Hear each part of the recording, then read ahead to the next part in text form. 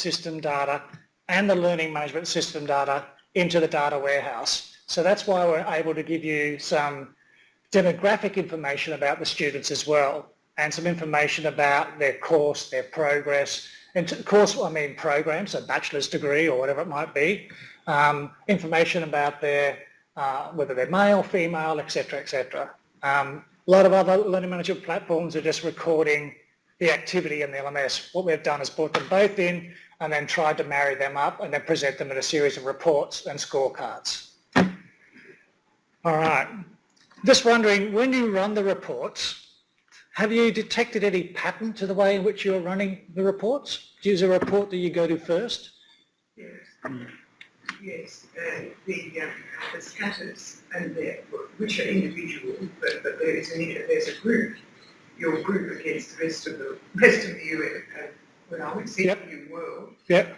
And that's very helpful. Your group's performance against the other units in education, of course, that's helpful too. So if you were about to commence a new teaching period and you didn't really know your cohort that well, could you think of a report that you might go to that might give you some of that information? Snapshot. Let's start at snapshot. So look, I've just essentially picked a few random units within the college. I've picked 100 level, 200 level and 300 level. If there's any units that you want to look at particular, just please let me know. I didn't pick any enabling units, I've picked education units. Sorry, before I start, we have a tab in LearnLine, which is the analytics tab, and that has general information about analytics for Learn, the various reports, has help files. It also has some information about the key metrics for each of the reports in terms of what we're gathering. If you actually go into any of these help files, there's a bit more of a descriptor around how the measurements are calculated as well, if you wanted to understand some of that. So Learning Analytics is found, as you probably all know, by the unit management in the control panel under evaluation, and then you click it and you get the various reports that are available. I've never got to use that platform. I've always, because I spend all my time in the left column doing other stuff. Yeah, I don't ever get to that. So you've just shown me something I've never seen. See? What was that? Well, go back, the analytics at the top. You go the menu at the top, in the black. Yeah, that, I've never seen that because I don't deal with those up there. I'll go to unit production. When I think of the analytics, I go back to the left and go into it that way, and I've never seen that. Yeah. So I suppose what we were trying to do there is, service up a series, some support services and some information in the context of the LMS, so you didn't have to go and search for them elsewhere. Yeah, but why not? There's a problem there. See, this is how things are mapped. I'll keep on saying. See, if I went to it through the left. Through the unit menu? The left menu, the one on the left, in the unit, the side menu, on the left. You've covered that. Yes. When you go down here, okay, on the left, where it has evaluation, I just go straight into unit analytics there. I've never seen those help files or anything. If that started at that point, it would be more helpful, that's all. See, Yep, no, I'm with you. I don't know whether we're actually able to do it. I know. See, but I'm with you. So where were we? There and then there. Sorry. So yeah. Yes. But what we are able to do is then service the report help in the context of each report. Okay. So, James, what would you hit first when you were preparing for your teaching? Semester student snapshot. All right, that's the first one we're going to run. So the student snapshot report was essentially a bespoke report that we worked with Blackboard to develop ourselves as an institution. We swapped out an existing report, replaced it with this one. We spent quite some time with the deans of the schools at the time, and also working with the schools to sort of understand what were some of the key demographics they wanted to have presented in this report, and some of the challenges they had around obtaining this data directly from Callista, for example. So we were sort of told that this information would typically take, maybe you might get it by week 5 of teaching if you put in a request, but now you can get it at a click of a button, which is one of the beauties of it. So essentially we bring in data from Callista and also data from the LMS here. So all these attributes here are really coming out of the student management system. So we're pulling in what the teaching period is, what the learning method is, what the college is, what the discipline is. So we've made those changes to reflect, you know, the change in the college. And then we bring in a whole range of, I suppose, the high-level sort of summary demographics around non-English speaking background, the domestic international status, the unit attendance mode, so whether that's internal or external, and the unit load.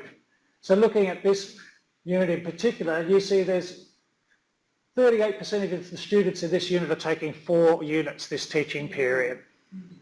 You know, so that might be something you might want to look out for example. You know, it might be one of those things you might say, okay, well, who are those students? And then you can drill in further and understand who they are. I've also heard that some academics have had a look at things like the GPA mean for the class. So this is the GPA for the class in this case, not the individual student GPA. And then they've been looking at the GPA to then maybe modify or adjust some of their learning and teaching activities for the whole cohort over the period of their teaching. And this here is just a summary of the percentage of course completion for the entire class. And then you've got an individual summary for each student as well. So as you go down, you then get a table which has the individual student and a summary of all those various aspects. The unit status, the green dot means that they are enrolled and still available in the unit. The red dot means they are no longer enrolled in the unit. So they may have withdrawn or they may have just dropped. And then we bring in what is the course. So what is the program of study the student is enrolled in? How far are they through that course in terms of percentage completed? The GPA for each individual student. The number of failed attempts. Now the number of failed attempts is not attempts at the unit, but it attempts at the unit that have a fail grade of some sort previously. Okay. Say that again. Attempt means that the student have attempted another unit and they have not passed, not necessarily this one? No, it's just this unit, so that comes out of Callista. Oh, okay. Yeah. So, if Bill had enrolled in this particular unit previously and I had a fail grade, it would show that as being a fail grade. So again, that might be another one of those little indicators that you might put as a flag to go, oh, okay, Bill might be taking 4 units, he's failed the unit previously, and there might be some other demographics that you might take into account as well as flagging me for monitoring or providing some extra support services, for example. And are you saying failed means that they failed, not that they've withdrawn? That's right. It's a fail grade, and I think there's about 3. There's 3, so it's an F. Yeah, thanks, James. Failed, withdrawn, and FNS. Yeah. Failed, not submitted. Because James did a bit of work on this. I tested it to see what it was pulling in. Yeah. But it's pulling in all the fail grades into it. Yeah. The other thing I'll say, if you don't mind, No, absolutely, James, slip in. Is if you're looking at this retrospectively, say a couple of years ago, if a student has subsequent fails, they will be counted in here because it pulls in current data, not just the data from the point in time when the student was enrolled in the unit in that semester. So it's updated. Yeah, because of the load. Yeah, just got to be aware of that. Yeah. So this load is refreshed every night. So it pulls in data every night from Callista into our data warehouse. It runs an extract from the learning management system and then produces these reports essentially it's run by about 6 o'clock each day. So that's the other thing to remember is like the data's like 24 hours old in that context as well. All right, and then we pull in some location information, and that's around the enrollment location. It's not the location of the student. So what's the campus that the student has enrolled at? So in some cases you'll see Casuarina external, other cases you might see waterfront, other cases you might see Sydney. So it is the centres as well as the campuses. We bring in a non-English speaking background indicator, and it's just rolled up into a yes-no indicator. And it's essentially taken off first language spoken at home from the enrolment record in Calista. And same with the Aboriginal and Torres Strait Islander status, we bring in a yes-no indicator, and there's about, I think there's about 4 different variables on that in Calista.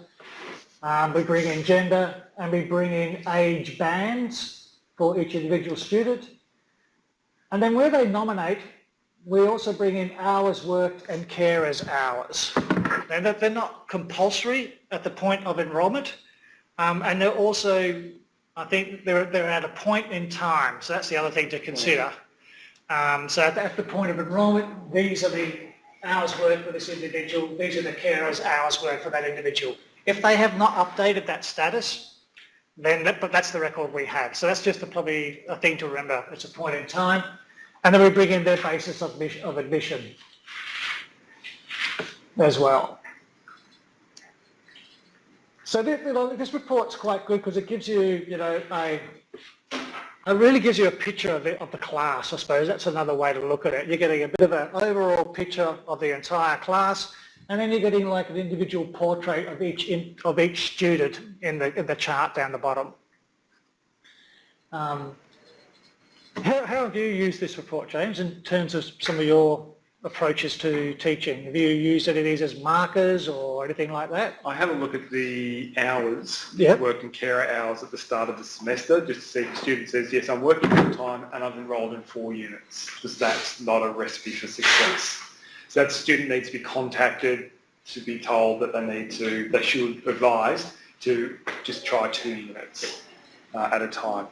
I also look at the failed attempts, because I know from just analysing this over a number of semesters in TEP units that at least TEP students who have a failed attempt are more likely to fail again than a student who's trying the unit for the first time. So and I communicate that information to the people I teach with in my unit, just to flag to them, these students are going to need some extra help, some extra support to try and get them through this time.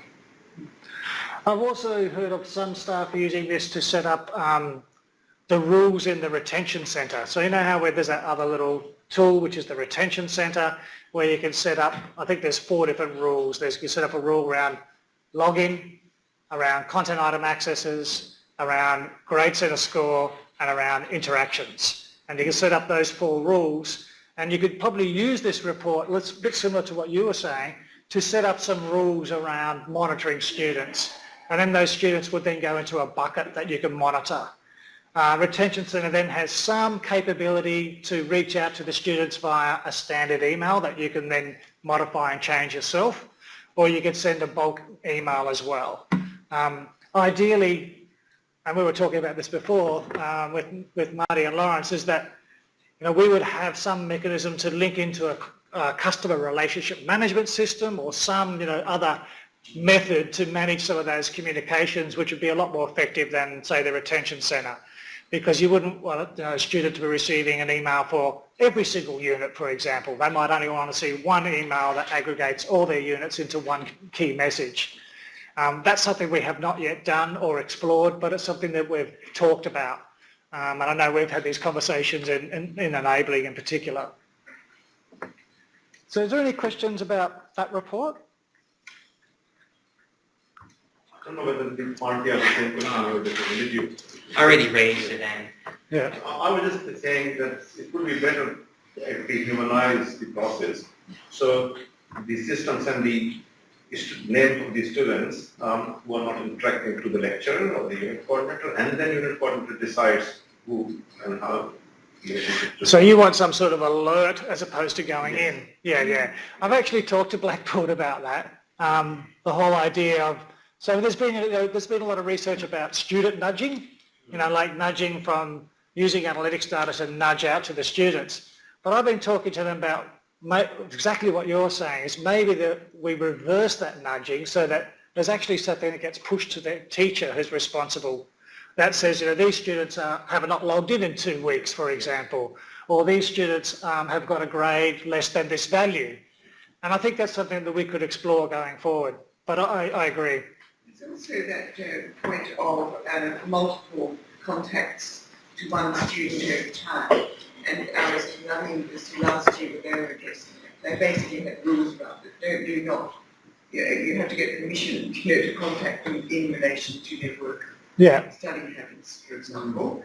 Now, it sounds to me like you're moving towards systematising it somehow. I thought the alert to a unit coordinator might be a rather smart thing, to the course coordinator might be a smart thing to do. But what you're suggesting is to put it back the other way. I was just thinking that another option could be that if I was the unit coordinator and teaching the unit, another way that you could view it is that I would get a nudge to tell me that, there's 10 students in my unit that have not logged in 2 weeks' time, or the last 2 weeks, for example, or there's, 5 students that are not performing at a grade threshold that you have set. And then you could then your action would be to then reach out to those students, provide some support services. And actually, I was just talking to Lawrence and Marty earlier. There's a couple of things that, as an institution, that we have not yet done. For example, we don't make it very transparent and clear to students that we are collecting this data for a start. It's not explicit in any enrolment that we are collecting this data. And it's also not explicit about what are we doing with the data as well. And so they are things I think that we need to address. We need to inform students that we are collecting demographic data for government reporting purposes, and we're collecting a whole range of data around their learning activity for these purposes. And I'm at the end of a IRU project, Innovative Research Universities. There's 6 universities in the consortium, and we've just done a complete survey of students. Well, actually, we've done a series of focus groups. We did a whole literature review. We've then surveyed students in the universities, done follow-up focus groups, and we're at the point of report writing now.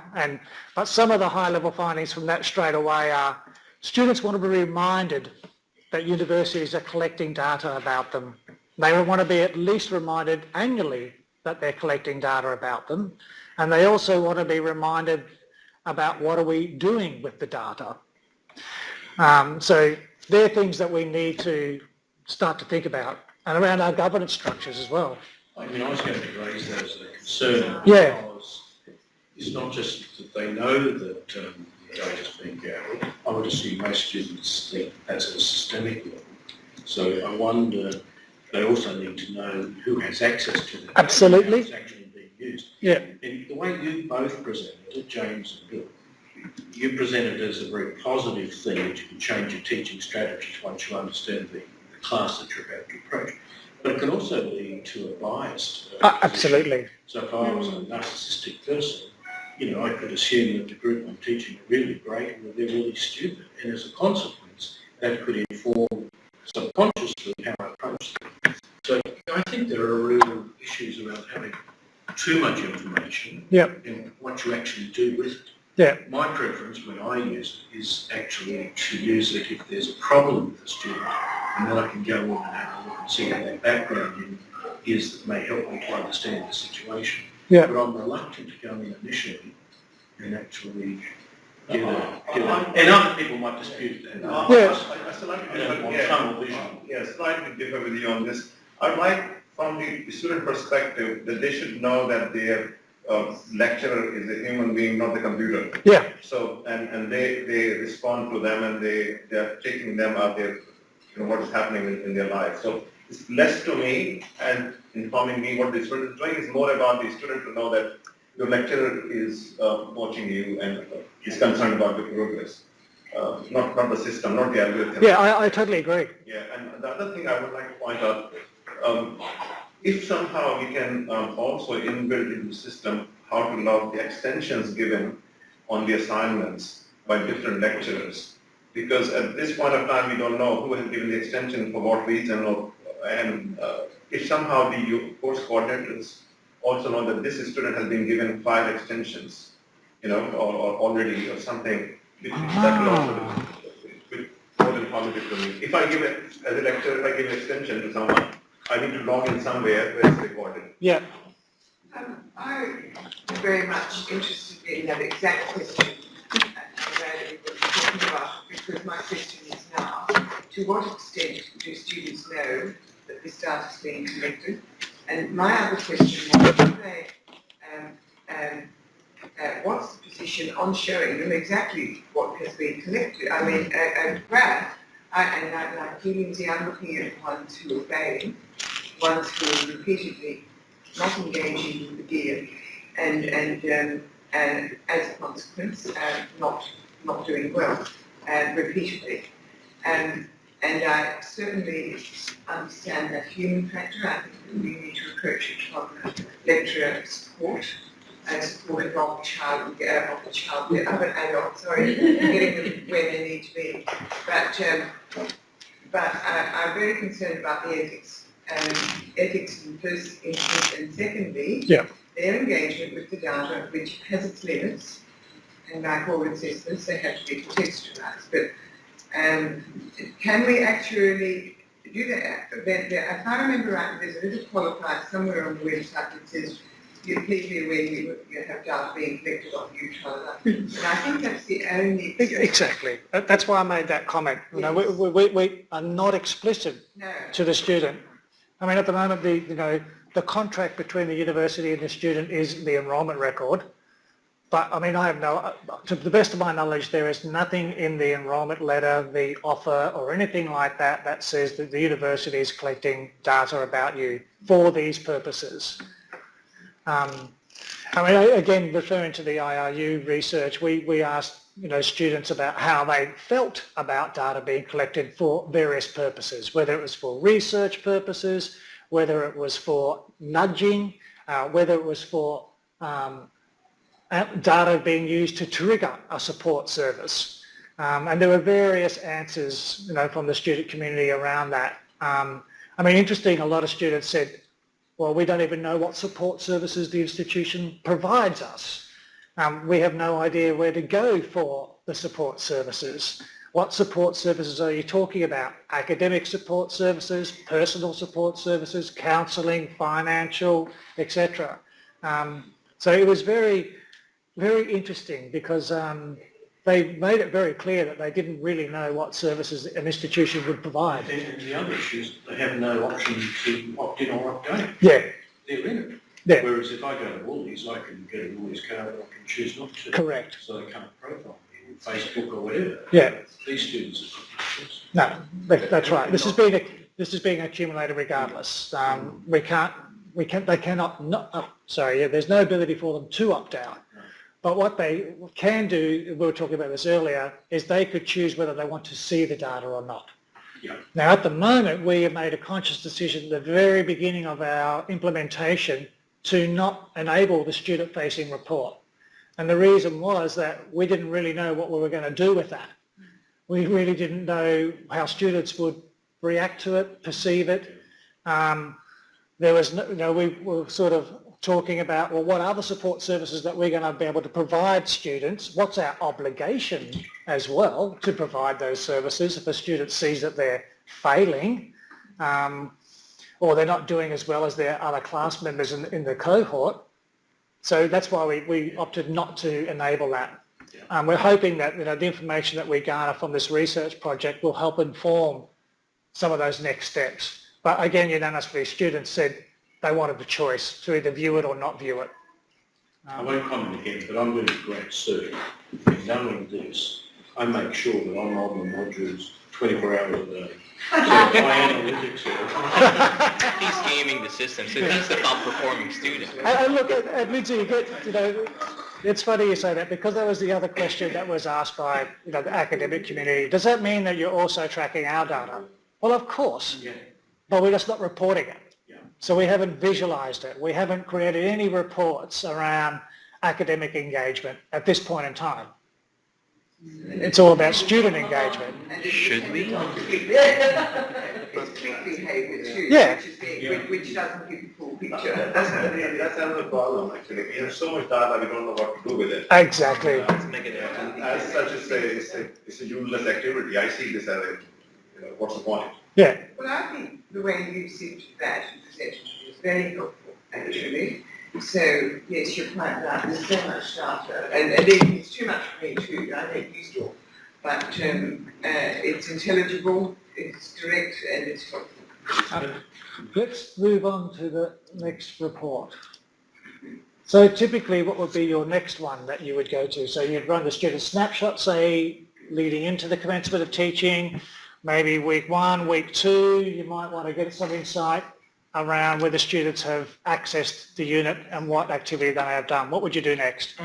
See, I'm the opposite. Because I'm back to student snapshot. I'm more interested in investigating one or two students. You know, it's just my objective teaching, subjective teaching approach, which is, you know, as I said, something's wrong here. Sometimes I know that students have missed something in an assignment, and they haven't actually engaged with certain online materials. That's why they've missed this. Yep. So then I scuttle back to, and I suddenly find out, we only spent 5 minutes in the whole place. Yeah. Hello, you know, what they've done is downloaded the assignment, just focused on the assignment. Yeah. And therefore they never actually picked up my instructions in the discussion board to everybody else. I said, this is how to write your assignment. This is what I want to do. Yeah. And so you get this whole group who are following the line, and I can pick it up in the student snapshot. Yeah. I suppose that one of the values of the student snapshot report is if you have a reasonably large cohort that is 100% online, and you wanted to get some understanding of what your cohort looked like, that's where that report would be quite useful. But typically what we see next is that people run the unit at a glance report because they want to understand whether students, have they logged in, you know, it's week 2 or 3 of teaching, have students actually accessed my unit? And if they have, you know, what items have they accessed, etc. So why is it waiting? Oh, I think I've been logged out or something. Have you already opened it in another tab? No. That's that one. That one's gone. Computer says no. Here you go.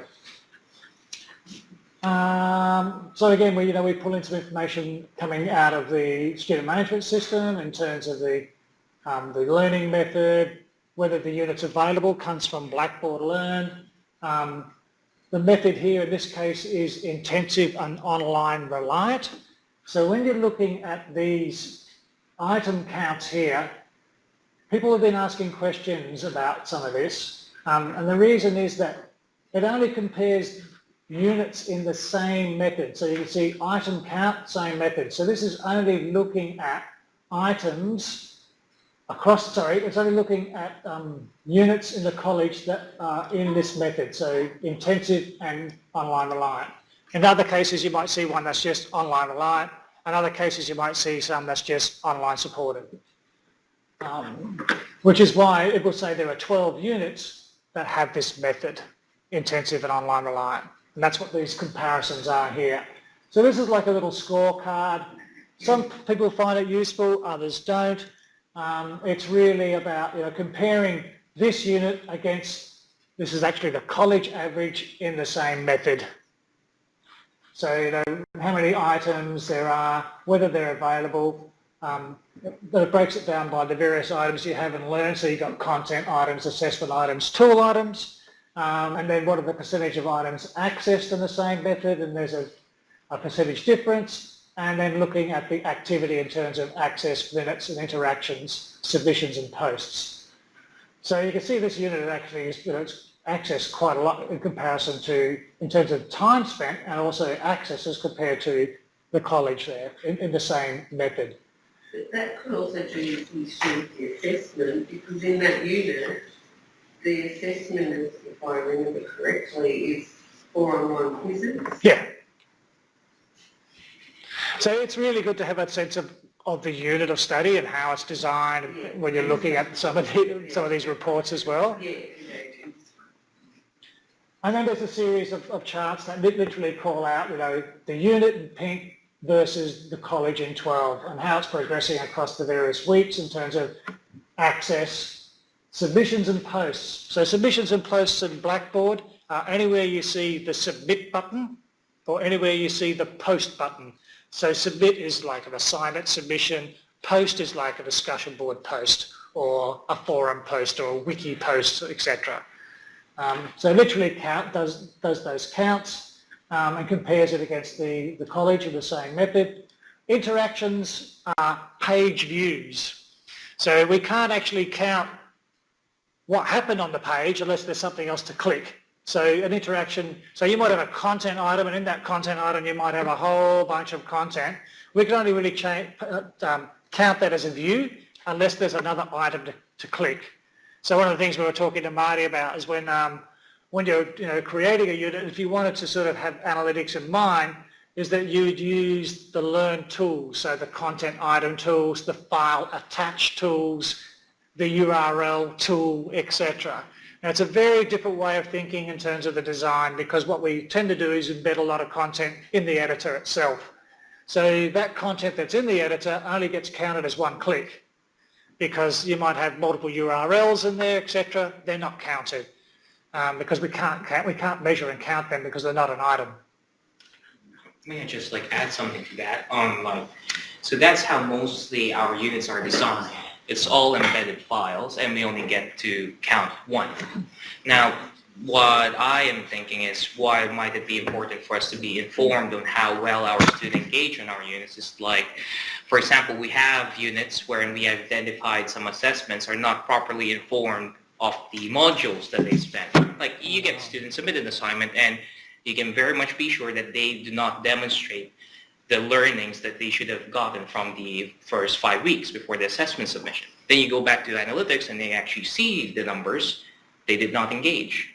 Now, there's two ways to go about it. One, we tell the student to go back and be informed and do a resubmit, or plan forward ahead and make sure that your content is engaging and make sure they're going to be attached and spend a proper amount of time. But then again, if the improvements we do is we improve it, but it's a way wherein it's built just embedding it as links, we can't count it. We did improve it, but can we track it? Can we actually build on it? So again, there will be a need to build on something, but hopefully the way we build it is a way that we can track it. I think one thing we need to keep in mind is that the more clicks you are doing, obviously you're recording more data, but at the same time, you're making numbering further apart. That the more clicks you do, the less engaged the student will be with the material. Yeah. So many of the time, the student like to scroll rather than click in order to read. Maybe I should rephrase it. Yeah, that's the dilemma. What's the good balance of the number of clicks you need to have? But no, I'll rephrase it. It's not clicks. We're not changing the number of clicks. We're just changing the type of content that's there. I mean, it's still the same. You'll still have to click an embedded file. The only difference is that we put it as an attached file as compared to embedding it within the actual content. So this one can be tracked, the other cannot. Okay, Yeah, sorry. that's cool. And then down below in a summary table is all the activity for each individual student, pretty much along the lines of what we have up here. But what we also do is we're bringing in some time and date stamps. So it'll give you some date stamps around the date of first access to the unit, their date of last access to the unit, and the date of their last submission. So you get some sense of what their activity is in terms of their engagement. And then there's a whole series of data around accesses for the student versus the average access for the class.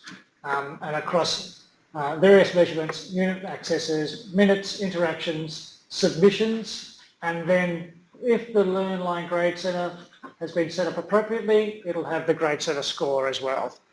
And what I mean by that is in the Grade Centre there's the external tick. Is everyone familiar with the little external tick? That's what analytics uses. So it's the column that's set by the lecturer by default. The total column in the Grade Centre is used as the external grade, all right? The external grade flag can be changed to any grade column.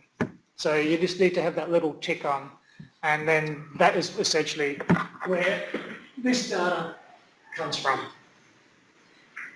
Has anyone got any questions? You got any comments about that, James? Or? Minutes, I found the minutes very helpful against the student average, against the unit average, is it there? And how do you measure the minutes? It's just time between ticks or time? Yeah, essentially. So what Blackboard does is Blackboard has a timeout value. So if there's no activity for a period of time, it'll take it back to the last known click. So if I log in, for example, Yeah. So if I log in, I click around, make a cup of coffee, go and see my mates, leave the LMS logged in. And then when I go back in, it'll tell me I need to log back in again because I've timed out. So it will take us back to the last known click that I had, and that's how it records the minutes. I don't know whether this is useful or not. Many of the time, I struggle to find out when most of my students are available to talk to or for online collaborate. So if the times is also recorded, what time they are actually accessing the unit, it will give me a rough idea when most of my students are there. There is a report for that. You actually know when they log in most of the time. What time? Yeah. Like you say Tuesday, 8 p.m., that's where everybody is. So that's the time you might actually want to send out an announcement because they're there.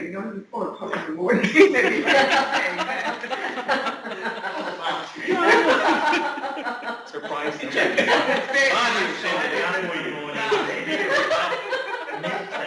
Very sweet.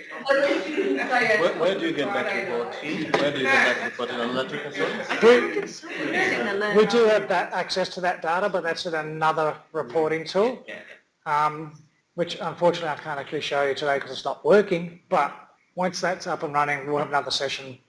But we do actually have that time bands, and then you can drill into exactly what time.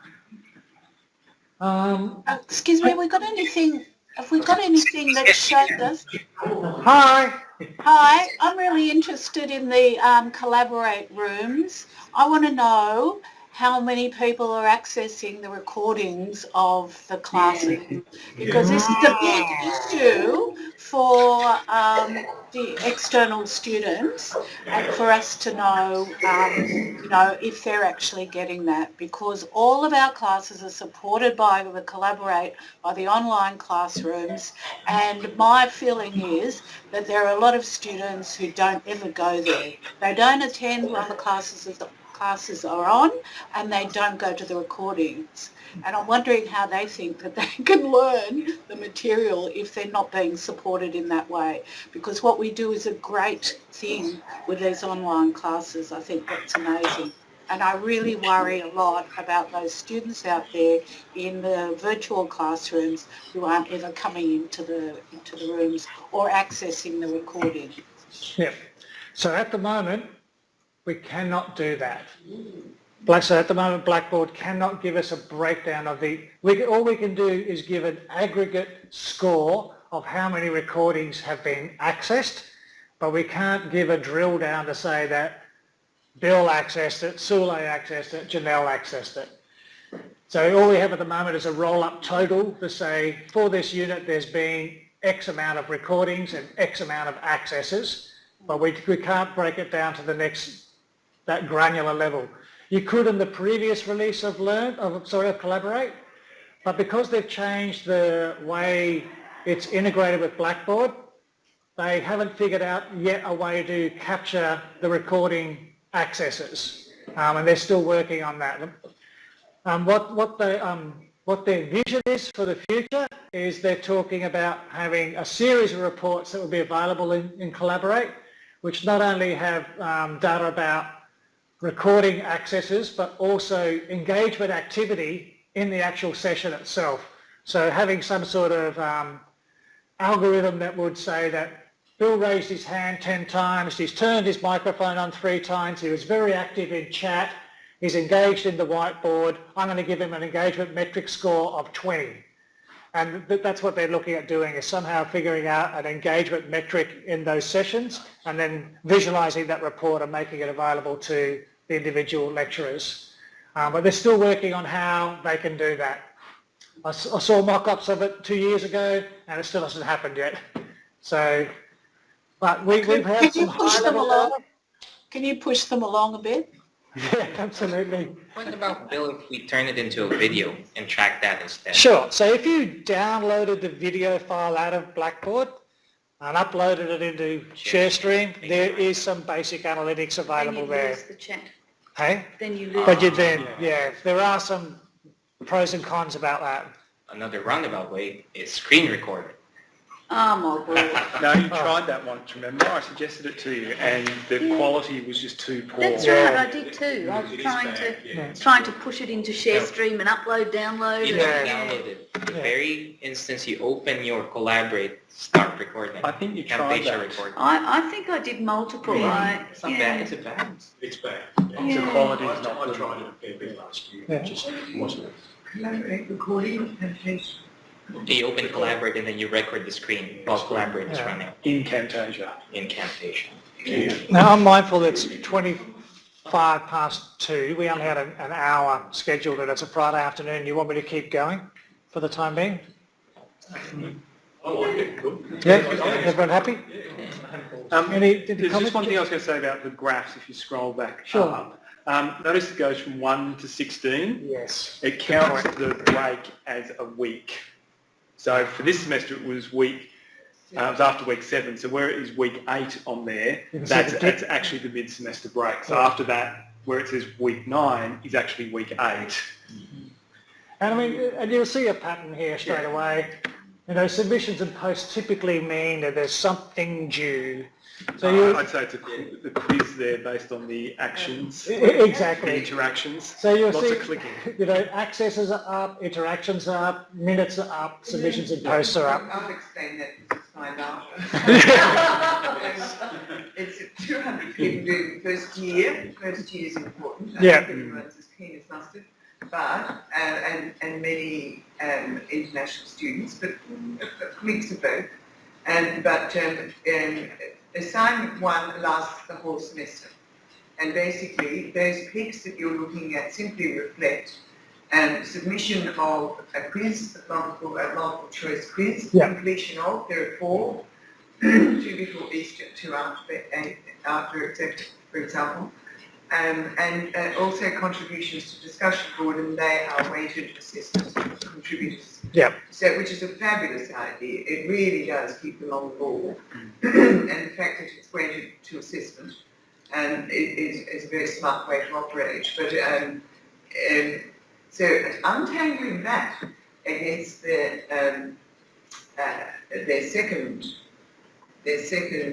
submission of a more regular written report and tralala is going to be very interesting, because that reflects some rather active data, but it may not have anything to do with the production of the assignment 2, for example.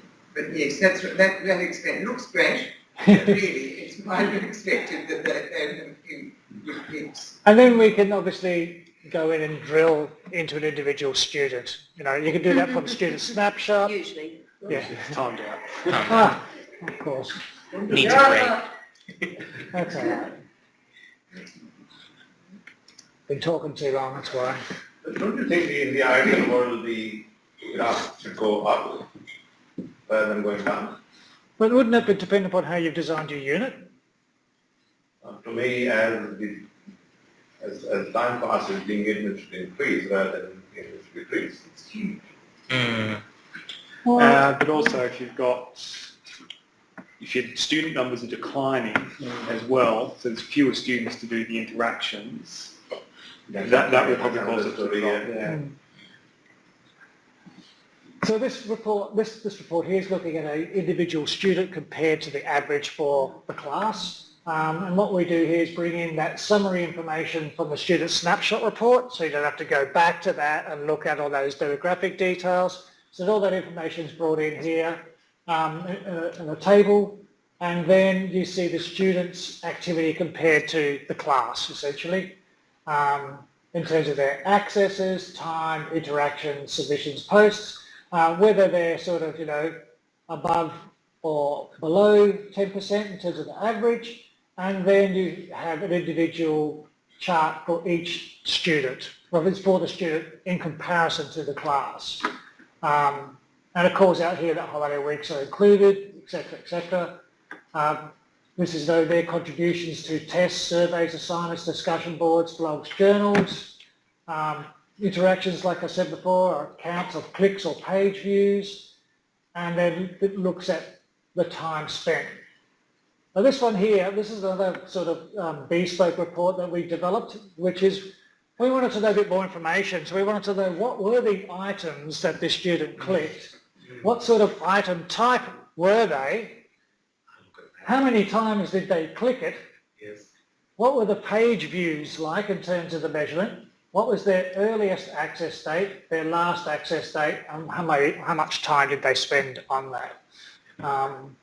So again, this relies, this is the item types as in terms of Blackboard item types. So if you don't have if you have something that's embedded, it won't count that, but it'll count that item, but not the embed. So I just want to make that clear. So again, because you're familiar with the unit, you would know how your unit's structured in terms of the navigational structure, etc. The content folder, module 1, it's been hit 14 times, and this person has spent quite a bit of time, accessing that item, going backward and forward. Now, all of this data is all sortable. So where you see an up and down arrow, that's a column sort, A to Z or Z to A. And I'll point out as well that you can export the data. So you can export the data to a variety of formats. The best one that we've found is CSV, because then you don't get all the extraneous other data and you don't get the charts. And then you can start to manipulate and play with the data. And I know that you've done some work with that, James, as well. Okay, any questions, comments? Well, that snapshot you just went back to on the bottom, I actually look at that in regards to keep going down that detail, because it gives me an idea that if they've done an assignment and there's something wrong. This is where I sort of pick up things. And currently I've got one person, I've got an actual printout of that, sitting, could say, past to my right, something to address for assignment 2. I actually want to take the book, and I'll say quite openly, I smell a rat. And that's objective to it, and so I'll just wait and see. Yeah. Can we tell students that we can track this? Well, again, it goes back to that conversation we were, talking about before. We're not really explicit at this point. And I know that some teachers have used, a series of these reports, and this one in particular, when it comes to that sort of, I suppose, grayness around grade boundaries and moderation. And I know that Brian Phillips has got a whole paper that he's presented on that, where he was talking about leveraging data from analytics to sort of assist with that grading and that grey area around maybe a pass-fail. These studies in particular, I imagine, you've got to give the rationale for those. Yeah. No evidence of participation. Yeah. Or if a student may be disputing their grade, you could then sort of say, well, actually, we've got some evidence that suggests that you weren't as active as others in the class, or whatever, however you want to frame that. But that's the thing. It's like, if we are able to show them or tell them that we're tracking this, they're not going to show up and think that they can play us saying that we actually engaged. But no, there's the actual data. No, you did not. Yeah, but we have to be a bit careful with that though, because again, we mention it again and again. Partly it's click, the other thing is if they are internal students, some of them still have that old school concept that if you are internal student, you don't need the online materials, it is there for online student. Yeah. We have that problem with our students in particular, where we tell them that just because you are internal student doesn't mean you shouldn't access the online materials. But actually we find that, I think, maybe it's safe to say that most of our internal students generally don't access. Certainly not as often. Yeah, they don't access the online material. So we have to, like assignment, even though it's online, we have to make sure that we present it in class. If we don't present it in class, some students don't get that information. Oh, right. I didn't realise that. So they wouldn't have any other assessment activity that they would need to complete online, like quiz or discussion or anything like that? Yeah, if they do, they will go and do that. Yeah. They have that, but meaning to say we first have to present, tell them what the assignment is. Yeah. So they go there actually just either to download whatever they're supposed to download, fill it in and submit it again. So that's the only interaction they do. So they wouldn't do their submission via online submission point? Oh, for sure. Yeah, but, okay. But I think what Searle is saying is they're more reliant on us to tell them to go and do that, okay. rather than Go and look. go and look for themselves, their own initiative to do that. Yeah. Could I just clarify something? So at the moment, it seems to me that, and we need to do this collectively, that nobody's going to say to the student, we have data on you, and here it is. Show them or tell them. Well, actually, But if I may just finish, yes, I'd like to know whether that's the case or not. And the second question is, will we, and under what circumstances? I would imagine that it would be a failing student, but a conversation in collaboration with the course coordinator and the student, in other words, a triage, in a face-to-face engagement, for example. Would it be justified, or is it permissible for a lecturer to actually show them this data that says? Now, I have great difficulty in saying our records show that my records show that you haven't engaged very much. I think that's simply an invitation to say, well, what records? So I'm very careful about the way I have phrased it. I haven't made direct reference, and I don't think I can. Am I correct, or? Yeah. So has anybody shown a student this data to mark a case that this person has not engaged, therefore? I don't know about that particular use case, but I certainly am aware that Barbara White and others from IT have explicitly shown the reports to students, their individual reports. And are very transparent about them collecting this data about them, and have shared reports via screen sharing applications, Collaborate, or whatever it might be. I will make comments, like going back to that assignment comment, I've made comments both online when I put out a general comment after the first assignment was marked, and also at the next Collaborate session. Yeah. Whereas, I'll make a comment such as the general performance of all students was actually very good, please. However, some students failed to follow the directions which were provided in the discussion board, and also were mentioned in previous Collaborate sessions. And clearly, when I've actually investigated these things from the data which is available within LearnLine, these students have actually not engaged online. I clearly state that to them. But that, it's a generalist way of saying it. All I'm saying is, and I think you'd be foolish not to. You've got to be upfront, and you've got to state the facts and be transparent. And just say, yes, the system does collect data on you. And if you don't understand that, I think you're a fool. Because it is a sophisticated online system, very powerful system. And as I keep on saying, make this comment, you make little comments about how you're trying to get Blackboard to do it. Good luck. More people live in Florida than the whole of Australia, and Blackboard's right across the whole US system. And I've been on Big American Cat. It's huge. It's something unconscious to sort of do consider. But what I'm saying to the rest is, yes, we are collecting data on it, and be aware of it. I've actually stated that straight. I don't say I look into it all the time, but I've certainly stated it. And I think not to state it, I think you're failing in your professional responsibilities.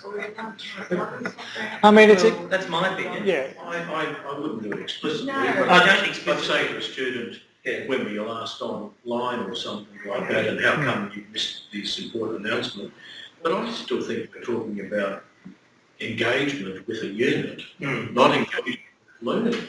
And some of the units that I have, if I looked at them as a student, I'd go, well, that's a crap module. I'll go and to the library and do my own stuff. Absolutely. So I think we've got to be careful about how we categorise what learning actually means. And how this simply is only, it's limited. Yeah, that's why I said it does not account for an individual learning style. I mean, like I was saying, Lindsay, I could do a whole bunch of my learning in a completely different context, come here, do the assessment submission, do the assignment, that's it. And I still achieve a passing grade. Or better. Yeah, or better, exactly. And plus our whole demographic is kind of different as well. Mature age, working families, in a bit more sense than the young student. But no, I don't entirely agree to that, what you're stating. No, that's right. Because I'll just say, you are the lecturer in charge of that unit, does have, I'll call it a framework, we want to use the term a curriculum or an outline. And so that's mapped to certain agreements, I use the term, under our verification. But what I'm trying to say is that the students have an obligation in some ways to engage, and at the same time, actually follow the class and the lecture, because that's how it's done. And that's why I keep on saying, you know, we have a discussion board, and I will actually post a forum in there, you know, assignment 1, you know, advice about it, and I'll put some other, and other students will chirp in and the rest. And it improves, I might say, the outcome of the assignment, if that's a measure of learning. But at the same time, what I'm trying to say is, I'd expect that of all students who enrol in that course and engage in that course. But I mean, that's you also, you know, taking a particular pedagogical approach to your learning and teaching. You know, you're expecting, you know, that students are probably a bit more, you know, you're probably taking more constructivist or social constructivist construct in the way that you're teaching. So you're expecting that sort of engagement, and you're also explicit in the instruction. I mean, I know when I've done my the online learning that I've been involved with in the last 12 months or so, I actually really, I loved that the instruction was that explicit, and the fact that I had to participate and engage with my fellow learners in order to actually get through the modules. You know, and I was literally graded on my participation in discussion boards, my contribution in discussion, and my comments that I provided around other students' work. And for me, that was actually really, I mean, I loved that, you know. But it depends. You know, I was actually thinking of that, because when I ran into this recent situation, and my understanding, I was thinking to myself, I think we should have some sort of, you know, this to me for this year, I said, why can't they have some sort of way of measuring students' engagement in this online system? Yeah. And use that as some sort of just grading system. Because I'll keep on going back, our courses, because of teacher education, you know, they're quite structured, and they've got to jump a whole range of hoops. Yeah. Consequently, the students who engage can't necessarily go off on their own, you know, tangent or target. You with me? And though they may satisfy the assessment, assessment items also don't cover every part of the content of the course. No. So you've got all these sorts of issues. Yeah. And that's, as I said, you know, I do believe that if you enrol in this course, and part of the game plan is you engage in it. I would You're agree. in a community of learners, to use that term. And to try to opt out of it, I thought I'd say, well, you shouldn't be here. You know, that's my sort of view. Yeah, no, I get it. I understand. Yeah. Just to follow up on that, do you think a university will have a standard that then, at some point in time, like would the university would actually endorse a way, like be more transparent or be more like this? Like maybe our portfolio might say something about it at some point in time in the future. Because right now, I think we can go about like being really transparent or just using it on a case-by-case basis. It goes both ways. I think we should open there or that students know that I'm actually more for transparency, but I would feel more confident if the university has my back, because I don't want to offend and, you know, have a student out my ass. So if the university would say, no, we endorse this, we told them to do it, so they'll change the university, not us. That's what I want to do. What's the university position? Yes, I think it's something we put to the HETC, like higher education and teaching committee meeting, or even, has it been raised in the online steering group? It's been raised there on several occasions. I've actually written some documents and sent them to Ross in governance around, you know, in terms of, you know, what are some of the principles that we should be considering around learning analytics, but nothing's come to fruition, unfortunately. I think with all the, you know, all the bad press about what you've done in the last 18 months. I absolutely. I mean, you know, Cambridge Analytica, etc., you know, the list goes on. I agree. I'm happy to mention it at HELTC. That'd be great, Lawrence, because I mean, you know, it has been raised in several forums, and you know, I have produced some documentation, some, you know, some, I suppose, some draft policy statements but it hasn't really been taken to that next level. And I mean, I don't know whether I can do that in the position that I'm in. You know, we sort of tried to do that whilst Deborah was still here as well, and she was really active in that space as well. I just think the university is letting itself open in this space. So do I. It doesn't do I mean, that's why I continue to raise it in all the forums that I've been going to, and when we're talking about learning analytics, because I think it's an oversight that we do not, we're not explicit, we're not transparent, It only really needs a couple of standardised sentences. Absolutely. Yeah. Advising students that the lecturer has access to a set of data around their engagement, and we'll use that. Probably lecture on Facebook. But It's not hard. No. I think there's another aspect, and I know you and Deb were talking about this too. It also becomes, what is our responsibility to the students in regard? That's right. It's this obligation thing. If we see a pattern in the data that indicates the student is on the trajectory towards failure, what is our responsibility then? What are we supposed to do with it? Yeah. And see, and I think that's one of the risks of, having a student-facing dashboard without having some explicit guidance. Because all of a sudden the student will see, well, hold on a minute, you saw that I was failing, but you didn't do anything about it. You're right. But I mean, but that's what all it would take. All it takes is some litigious issue to be raised, and that's over. Exactly. Yeah. Look, I'm mindful of time. It's nearly 2:45. There's probably 2 or 3 more reports to do. I think we should probably have another session. Yes. And I'll save this for the next time so that everybody can catch up. but I think we should continue the conversation too. Thank you. Thank you. Yeah. And this is far better presentation, having a conversation about it. I think, and this is why I don't want to go to school meeting. Yeah. This is informal, people are asking genuine questions. That's why I actually came. I was busy today, but I still made it. Exactly. So I want to keep it out of the school meetings and in a special space. Thanks, Callie, for coming. Yeah, sorry for my delay. No, that's all good. So we'll tee up another session, Bill. Yeah, that'll be good, guys. Thanks very much. Keep on going. Thanks for organizing it. Can I ask you one thing? In the other faculties, other than education, do they have the same similar kind of exactly same but online? All the units. I would love to go. And the unit online structure is the same? I'll join it. That's an issue because many of our students are actually learning in other places. It's all about a review, doesn't matter. The Sunday night,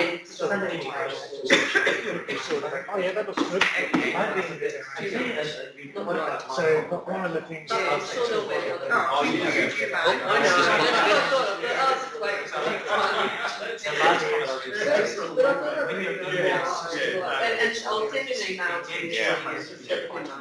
And also the student is more comfortable if they go through the consistency rather than going into one area and completely different another one. So I think we are confusing them more making them going in a particular direction. Yeah, and look, that's one of the biggest criticisms. I can tell you some funny stories.